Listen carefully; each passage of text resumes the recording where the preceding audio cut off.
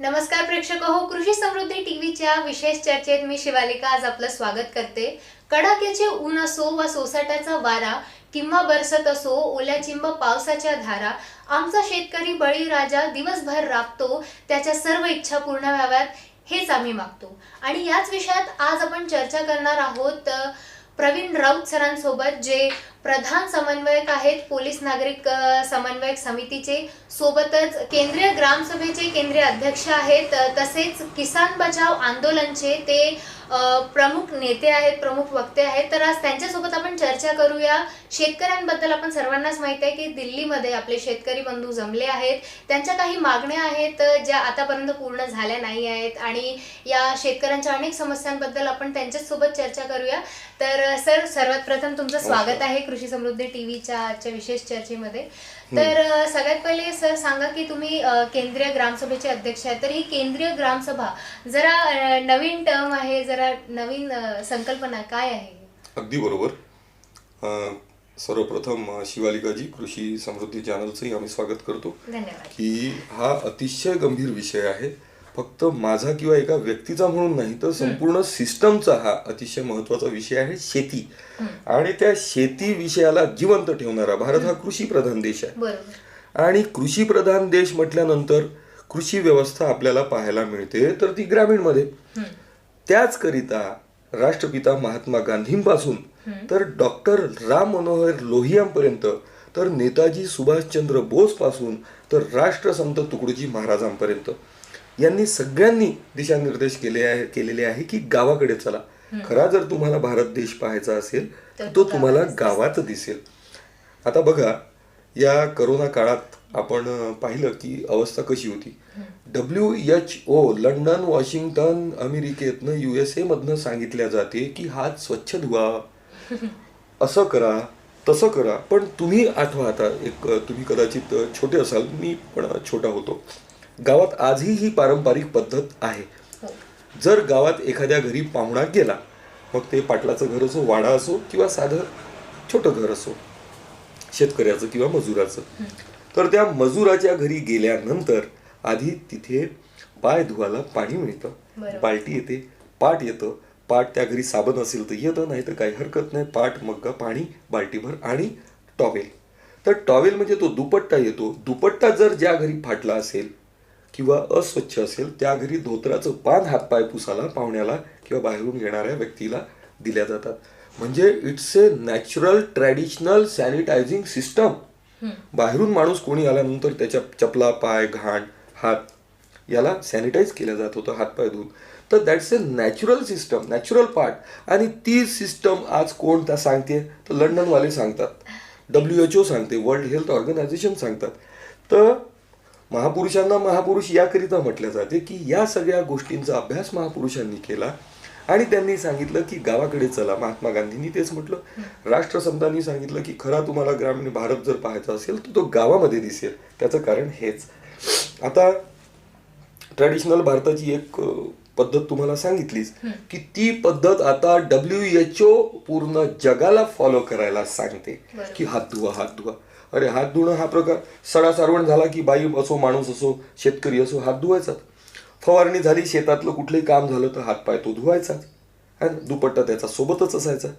तर अशा पद्धतीने तीच सिस्टम म्हणजे आपल्या गावात, आपल्या खेडेगावात, मग तो अंगठा बहादर असो की लेखक असो की इंजिनियर असो, वकील, डॉक्टर असो, जर तो शेतीशी रिलेटेड, गावाशी रिलेटेड नागरिक आहे तर त्याच्यासाठी हे हातपाय धुणे, गुळला करणे। बापू रे, तू इकडनं आला, तू बाहेरकडनं आला, तू बाहेर गावावरून आला, पहिले चाल हातपाय धु, आधी तू गुळला कर रे बापू, किंवा महाराज, साहेब, दादा, आपण आलात, नमस्कार, चमत्कार, आणि हातपाय धुवून टाका, गुळला करून टाका। ही ट्रॅडिशनल पद्धत होती। तर आपण हे लक्षात घेतलं पाहिजे की WHO आज 2020 मध्ये कोविड कंट्रोलसाठी जे महत्वाचे प्रोग्राम्स, निर्देश देतात त्यापैकी एक आहे हातपाय धुवा, गुळला करा। आणि ही आपल्याकडे ही ट्रॅडिशनल पद्धत आहे। 50-50 आपल्या पंजोबांपासनं ही ग्रामीण पद्धत आहे। म्हणजेच त्यानंतर कोळसा बघा, कोळशानी आधी दात धुवायचे, कोळशानी दात धुवायचे, मग नंतर लोक म्हणायला लागले जे कथित सुशिक्षित आहे, अर्ध सुशिक्षित, नुकतंच आता पदवीधर मतदारसंघ झाले तर पदवीधरांनी 10,000 वोट वाया घालवले, कोलॅप्स झाले, निष्क्रिय ठरले, बाद ठरले. कशामुळे? तर ते धड ना एक नंबर नाही टाकू शकले ते सुशिक्षित लोक. तर याच पद्धतीने संपूर्ण देशातही मधल्या काळात 10-20 वर्षाच्या काळात कोळशाने दात घासायला लोक मग लाजीरवाणं फील करायचे. तर त्याच कोळशाला आता जपानमधून चारकोल पेस्ट म्हणून 400 रुपयाची ती पेस्ट याच देशातले लोक घेत आहेत. तर बघा, हा आपला ग्रामीण भारत आज जपान त्याला फॉलो करतोय ट्रॅडिशनल सिस्टमला. आज WHO world health organisation WHO आणि इमर्जन्सीसाठी त्या सिस्टमला फॉलो करतोय. म्हणजे कोणाचं उष्ट खातायत हे आपल्या ग्रामीण भारतातल्या ट्रॅडिशनचं, परंपरागत सिस्टमचं. म्हणजे आपली सिस्टम लोक स्वतःचं आपलं ते मापलं लोकांची दीड पायली समजतात. घरची गंगा टोंगळ्याला सांगा असं म्हणतात. पण there is a vast science behind this traditional system. ते आपण समजतच नाही. चारकोल आता 400 रुपयाची पेस्ट आपण जपानची घेणार. आता ते ऍक्टिव्हेटेड चारकोलच्या नावाने जास्त किमतीत ते लोक विकतात. ते कोलगेट अभी हमारे पेस्ट में नमक है. आधी आपल्या घरी काही नाही सापडलं तर बाभळीचा पाला झालं, आंब्याचा पाला झालं, डाळिंबाचा पाला झालं, कडुनिंबाची खांडी झालं, तर हे आधी आपण वापरायचो. हे सगळे आता मल्टीनॅशनल कंपन्या वापरत आहेत. तर अशी ती रियालिटी आहे. तर तुमचा जो प्रश्न होता की what do you mean by केंद्रीय ग्रामसभा, तर बघा, आपल्या लोकतंत्राचे 2 भाग आहेत. आपल्या लोकतंत्राचे 2 भाग आहेत. One is representative democracy, another is direct democracy. आणि दोन्ही भाग मिळून अ अधिक ब मिळून हे आपलं संपूर्ण लोकशाही म्हणजे लोकतंत्र तयार होतं. तर आपण रुटीनमध्ये म्हणजे नागरिक शास्त्रापासनं पहिले तर या देशात बघा, ज्या सिस्टमवर, ज्या नागरिक शास्त्रावर, ज्या कॉन्स्टिट्युशनल सिस्टमवर संपूर्ण देशाची चपराशापासनं, ग्रामपंचायतपासनं, पंतप्रधान, राष्ट्रपती, सुप्रीम कोर्टच्या जजपर्यंत सिस्टम चालते बघा.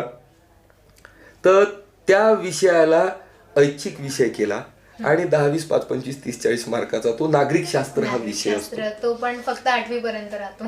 म्हणजे आता बघा शिक्षणाची हे मॅकलेची शिक्षण प्रणाली, तर ही बघा कशी सिस्टमला कधी कशी घातक ठरते. तर इथून आपली सुरुवात आहे शिक्षणाची. तर अशा वेळेस बघा, गावात खरं भारताचं दर्शन होतं, कला साहित्य संस्कृतीचं दर्शन भारतात ग्रामीणमध्ये होतं. तर आपल्या लोकतंत्राचे 2 पार्ट आहेत. एक आहे रिप्रेझेंटेटिव्ह डेमोक्रेसी. ज्या रिप्रेझेंटेटिव्ह डेमोक्रेसीमध्ये आपण ग्रामपंचायतपासून आपला प्रतिनिधी निवडतो. नगरपालिका, महानगरपालिका, नगरसेवक, त्यानंतर महाराष्ट्र विधानसभा, आपला महाराष्ट्राचा नगरसेवक म्हणजे आमदार, MLA किंवा MLC, त्यानंतर मग राष्ट्रीय आपला नगरसेवक म्हणजे संसदेचा लोकप्रतिनिधी म्हणजे केंद्राचा लोकप्रतिनिधी, देशाचा लोकप्रतिनिधी आपण निवडतो, त्याला आपण खासदार म्हणतो. तर याच पद्धतीने ही झाली प्रातिनिधिक लोकशाही. म्हणजे we are not representating directly but we are appointing our representative as our representative in that house. म्हणजे केंद्रात आपला लोकसभा खासदार आपला प्रतिनिधी म्हणून, राज्यात आपला आमदार आपला प्रतिनिधी म्हणून, आणि लोकल मनपाला, महानगरपालिकेला किंवा ग्रामपंचायतला सरपंच आणि नगरसेवक हे अशी प्रतिनिधी. तर ही झाली रिप्रेझेंटेटिव्ह डेमोक्रेसी. याचा दुसरा पार्ट जो आपल्या अभ्यासापासून दूर ठेवण्यात आला म्हणा किंवा लोकांनीच त्याकडे दुर्लक्ष केलं म्हणा, तर that is the part is called as direct democracy, थेट लोकशाही. तर थेट लोकशाही म्हणजे कसं, तर या देशाचा जर सर्वात शेवटचा जर कोणता घटक असेल तर तो कोण, तो गावात राहतो, गावातला नागरिक. या देशातला शहर म्हणूया आता, तर शहरातला नागरिक तो कुठे राहतो, तो वार्डात राहतो. मग साधू संतांनी, महापुरुषांनी, मग राष्ट्रपिता महात्मा गांधींची थिअरी होती रामराज्य. तर रामराज्य म्हणजे काय, रामराज्य म्हणजे ऐतिहासिक किंवा धार्मिक जे रामराज्य होतं त्या प्रतीचं राज्य नाही. राम ज्या पद्धतीचा व्यक्तिमत्व होता किंवा राम ज्या पद्धतीचं राज्य करायचं त्यात सर्वात शेवटच्या नागरिकाला त्यांनी अधिकार दिला होता. एका व्यक्तीने फक्त आक्षेप घेतला तर त्यांनी सीतेला वनवासात पाठवलं. म्हणजे what type of sensitive he was, that is the main motto.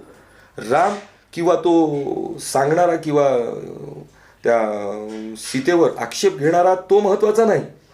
Sensitivity महत्वाची आहे की Ram what type of he was very at what extent he was sensitive.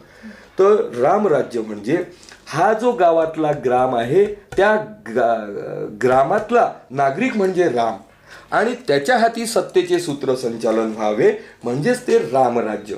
नाही तर लोक बोलताना गांधीजींनी रामराज्य म्हटल्याबरोबर एकदम अरे अरे अरे रामराज्य म्हणजे ते रामराज्य का किंवा बीजेपीशी संबंधित किंवा असं त्याला श्रिंक करतात, शॉर्टकट करतात. That is not the theme, that was not the theme. याच गांधीजींच्या रामराज्याला राष्ट्रसंतांनी ग्रामराज्य म्हटलंय. म्हणजे राज्य कसं असावं, हा देश कृषीप्रधान आहे, या देशाचं खरं चित्र गावात दिसतं, गावातून या देशाला अर्थसूत्र संचालन शक्ती मिळते. म्हणून मग गाव सक्षम व्हावं. तर मग गाव कॉन्सन्ट्रेटेड गावाभिमुख ग्रामीण अवस्थाभिमुख राज्य व्यवस्था असावी म्हणून मग ते ग्रामराज्य. ग्रामनाथ गावकऱ्याला राष्ट्रसंतांनी ग्रामनाथ ही उपाधी दिलेली आहे. ग्रामाचा नाथ म्हणजे ग्रामनाथ. तर पंचायत राज कायद्यानुसार डायरेक्ट डेमोक्रेसीनुसार गावात काय करायचं हे गावातल्या लोकांना अधिकार मिळालेले आहे. गावातल्या लोकांनी एकत्र येऊन आपली ग्रामसभा म्हणजे गावाची संसद स्थापन करायची आणि गावात काय निर्णय घेतला पाहिजे, गावात मंदिर बांधायचं, मस्जिद बांधायचं, वाचनालय बांधायचं की टॉयलेट बांधायचं की आणखी काय करायचं, योजना राबवायची हे गावकरी ठरवतील. कारण की गावातली सिस्टम, गावातला अभ्यास, गावातलं वातावरण, गावातलं मॅनेजमेंट हे गाववाले करतील तर ते फिजिबल होईल.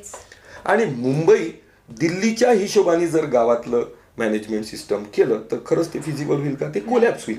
बघा बरेचसे स्कीम बघा, बरेचसे कॉम्प्लेक्स बघा, बरेचसे समाज मंदिर बघा, मुंबई दिल्लीच्या दृष्टीने ते जर इथे बांधले तर ते फिजिबल होईल का, गावाच्या नागरिकांच्या लोकांच्या कामात येईल का. तर that power has been given to ग्रामनाथ. गावातल्या नागरिकाला ग्रामसभेला म्हणजे गावाच्या संसदेला that power has been given by panchayat raj कायदा.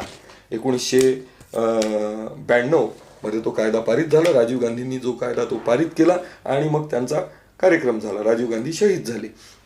तर तो पंचायत राज कायदा पारित करण्यासाठी राष्ट्रसंतांनी जे सांगितलं होतं की नसता कुणाचे शासन न्यायानी वागती सतयुगी जन त्याचेच नाव पंचायतन लोकतंत्र लोकशक्ती ते. तर या पंचायत राज कायद्याचा आदरणीय परमपूज्य तुकाराम दादा गीताचार्य यांनी फॉलोअप घेतला. मंत्रिमंडळ राजकीय व्यवस्थे ते संविधान सभेची ते सदस्य होते. तर 1952 पासूनच ही प्रक्रिया सुरू आहे. पण त्याला मूर्त स्वरूप राजीव गांधींच्या काळात भारतरत्न राजीव गांधींनी त्या विषयाचं संपूर्ण मजबूत कायद्यात रूपांतर केलं आणि गावात ग्रामसभेला संपूर्ण अधिकार दिले. म्हणजे गावाची सिस्टम, गावातलं डेव्हलपमेंट कसं करायचं, that power has been given to ग्रामसभा. आणि ते सिस्टम मग वार्डसभा म्हणजे वार्डाची संसद. म्हणजे नागरिकांनी एकत्र येऊन संसद स्थापन करायची. तिथे मॅनेजमेंट काय करायचं, नियम कायदे काय करायचे, तिथे नगरसेवकांनी, आमदारांनी, खासदारांनी म्हणजे दिल्ली मुंबईनी काय नेमकं काम करायचं हे डायरेक्शन पॉवर हा त्या नागरिकाच्या हाती दिला. That is called as panchayat raj कायदा. आणि गावातल्या ग्रामसभा, वार्डातल्या वार्डसभा, गावाची संसद, वार्डाची संसद, या सगळ्या अनेक संसदा, नागपूर आणि विदर्भातल्या अनेक ग्रामसभा आणि वार्डसभा एकत्र येऊन पंचायत राज कायदा 243 नुसार. आता बघा, केंद्र सरकार एकच आहे पूर्ण देशाचं, राज्य सरकार एकच आहे, पण ग्रामसभा म्हणजे गावाच्या संसदी अनेक आहे आणि वार्डाच्या संसदी अनेक आहे. शहरात अर्बनमध्ये शहरातल्या वार्डसभा, गावातल्या ग्रामसभा. मग इतक्या साऱ्या ग्रामसभा, इतक्या साऱ्या वार्डसभा, how they will coordinate with the state government and central government. म्हणून मग कायद्यात तशी तरतूद आहे पंचायत राज कायद्यामध्ये की 243 नुसार there should be formation of regional committee. म्हणजे ग्रामसभा आणि वार्डसभा एकत्र येऊन ती रिजनल कमिटी स्थापन केली 2001 मध्ये. आणि त्या रिजनल कमिटीचे सर्व वार्डसभानी आणि ग्रामसभेनी मिळून त्याचे केंद्रीय अध्यक्ष म्हणून Praveenji Raut, G for not Praveenji, G for Gulabrao ji, है ना. लोकांना असा तो गैरसमज होतो, लोकांना आजकाल गैरसमज व्हायला काही लागतच नाही. म्हणजे तर त्याचे अध्यक्ष म्हणून प्रवीणजी राऊत यांची नियुक्त करण्यात आली. ती केंद्रीय ग्रामसभा. नागपूरला आपल्या 13 वार्डात 13 वार्डसभा आहेत आणि त्या माध्यमातून चांगलं कार्य सुरू आहे. जे कार्य नगरसेवक, जे कार्य लोकप्रतिनिधींना जमलं नाही ते आपल्या नागरिकांच्या प्रतिनिधींनी ते कार्य पूर्ण केलेलं आहे. लोकांवर होणारे अन्याय अत्याचार थांबवले. तर ती झाली डायरेक्ट डेमोक्रेसी फिनॉमिनॉन, म्हणजे पंचायत राज कायद्यानुसार पॉवर टू पीपल, थेट लोकशाही, म्हणजे by the people, for the people, to the people. तर ही ॲक्टिव्हेशन सिस्टम म्हणजे एकीकडे रिप्रेझेंटेटिव्ह, एकीकडे डायरेक्ट डेमोक्रेसी. तर ही पूर्ण जेव्हा ॲक्टिवेट होईल संपूर्ण देशात, तेव्हा देशात 100% लोकतंत्र स्थापित होईल. तर आता आपण